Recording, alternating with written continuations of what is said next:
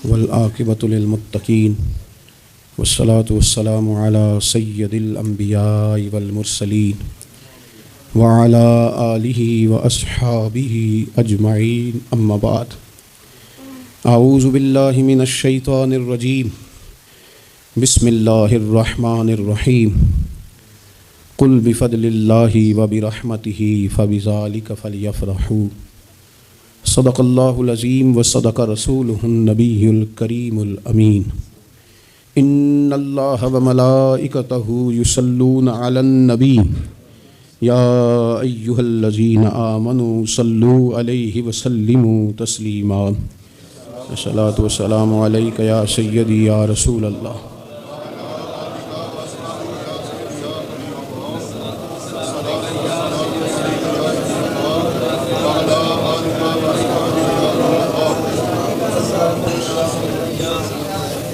حمد و صلوات کے بعد دوستو، بزرگوں اور بھائیوں،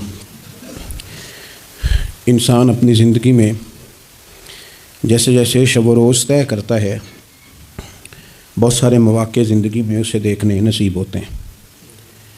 ہمارے ہاں کچھ تقریبات کی جاتی ہیں، خوشی کے موقع پر بھی اور غم کے موقع پر بھی۔ خوشی کی تقریبات بھی پہلے بڑی مختصر، جامع، پروقار اور وزادار ہوتی تھی۔ نکاح کا مطلب ہے دو گواہوں کی موجودگی میں ایجاب و قبول کرنا۔ مختصر سے لوگوں کے بیچ بیٹھ کے نکاح ہو جاتا تھا، مختصر سے لوگ ولیمے کی دعوت کے بعد دعائے خیر پر اپنے اپنے گھروں کو چلے جاتے تھے۔ ہندوستان میں مسلمانوں نے ہندوؤں کو دیکھا کہ وہ مہندی کی رسم کرتے ہیں، اس پر پھر اتنی زیادہ توجہ لوگوں کی بڑھ گئی کہ وہ باقاعدہ شادی کا حصہ بن گئی، باقاعدہ اس پہ بہت بڑا سرمایہ خرچ ہونے لگ گیا۔ پھر اس کے ساتھ ساتھ فی نفس ہی عورت کا ہاتھوں پہ مہندی لگانا تو ناجائز نہیں، لیکن اس میں پھر ایک باقاعدہ تقریب رکھ لینا، پھر مرد عورتوں کا اکٹھے ہونا، پھر ڈھول ڈھمکا ہونا، پھر شور شرابہ ہونا، اس کی شریعت قطعاً اجازت نہیں دیتی۔ پھر یہ ہوتا تھا کہ شادی سے قبل جب رشتہ طے ہوتا تھا تو طریقہ یہ تھا کہ لڑکی اور لڑکے کا نکاح کر دیا جاتا تھا اور مناسب وقت پر رخصتی ہو جاتی تھی۔ نبی پاک صلی اللہ تعالیٰ علیہ وسلم نے حضرت سیدہ عائشہ صدیقہ رضی اللہ تعالیٰ عنہ کے ساتھ نکاح کیا اور 3 سال کے بعد رخصتی ہوئی۔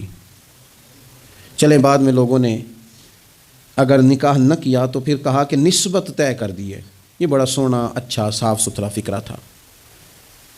اب باقاعدہ اس نام کو منگنی کا نام دے دیا گیا، اور ہم دوسروں کی چال چلتے چلتے اپنی وفاداری بھولتے جا رہے ہیں۔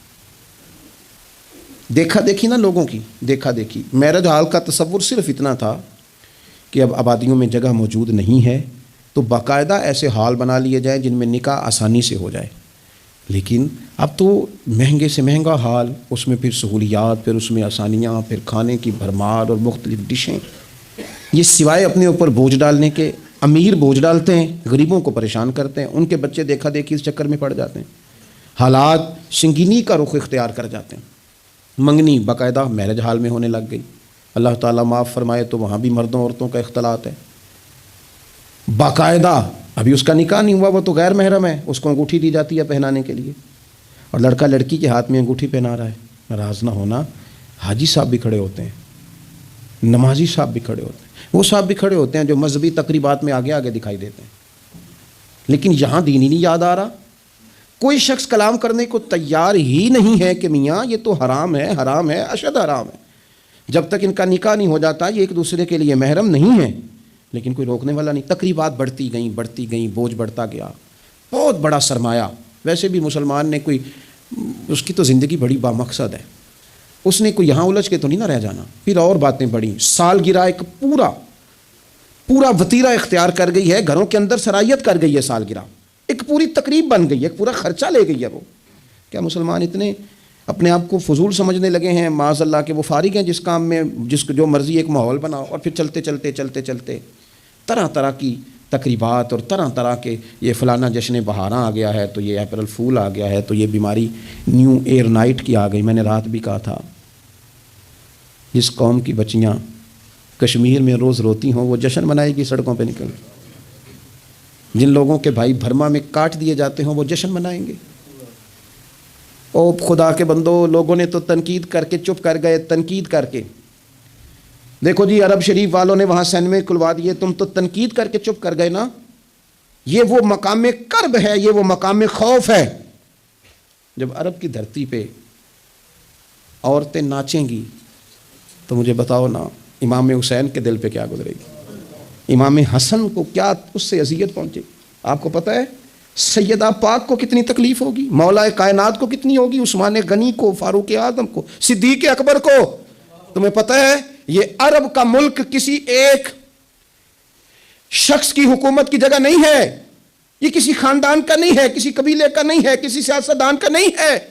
یہ عرب شریف تو میرے نبی پاک کا وطن ہے.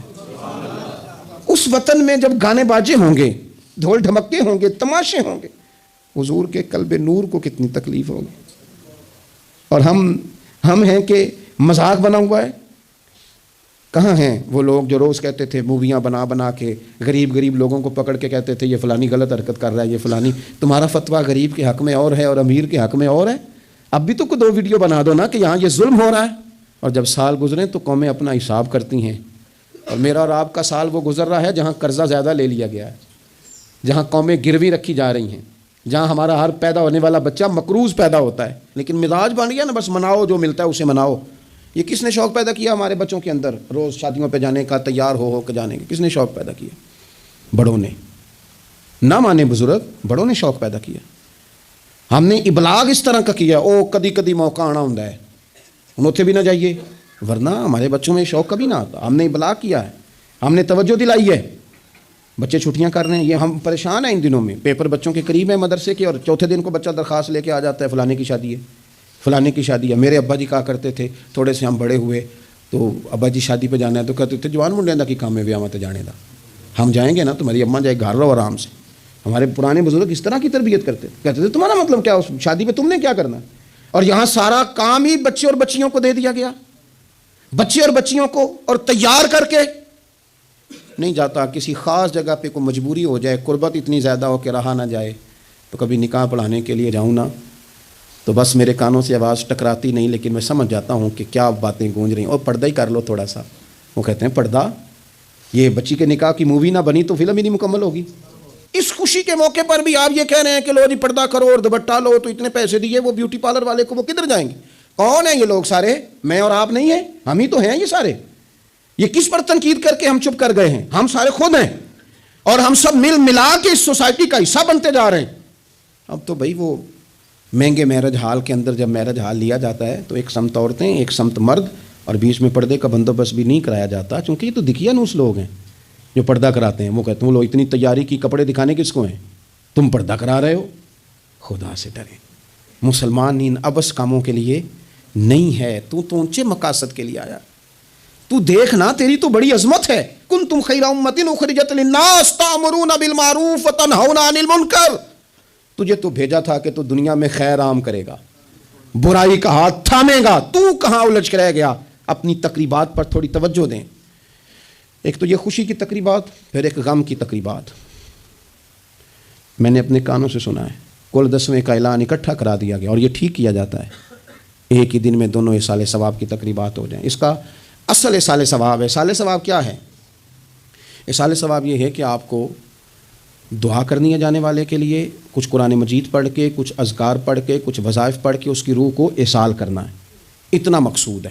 بڑی غور سے، مجھے تھوڑا ٹائم دیں گے آپ 2-3 منٹ کا صرف، اور میری بات پہ نا خاص توجہ کریں. خاص بات کرنا چاہتا ہوں.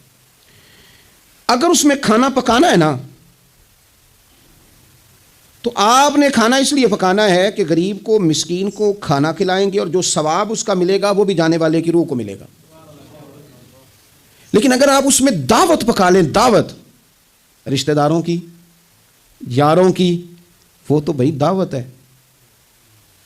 ایک ہے کہ آپ نے کوئی ایسا کام کیا جس سے جانے والے کی روح کو، ہوٹل میں بیٹھ کے کھانا کھایا 4 بندوں نے، موج کی، مرضی کا انہوں نے گوشت اڑایا، تو وہ کہیں اس کا ثواب جائے گا. یہ جو دعوت کا لفظ ہے نا، کہ دعوت کی، امیر لوگ سارے اکٹھے کیے، رشتہ دار، دوست احباب، سیاسی سب آ گئے. اب آپ نے وہ دعوت کی اور نام آپ نے ختم شریف کا دے دیا. آپ تھوڑی گہرائی سے سوچیں کہ یہ ختم بنتا ہے؟ ویسے ذہن قبول کرتا ہے کہ یہ ختم شریف ہے؟ اب میں کہہ لوں، اب میں یہ بات کر لوں کہ ہمارے ہاں کچھ ولیمہ نما چہلم بھی ہوتے ہیں. ولیمہ نما چہلم. وہ ٹائٹل چیلم کا ہے اور اندر جا کے دیکھیں تو ماحول سارا ولیمے کا ہے، تو یہ سال ثواب ہے؟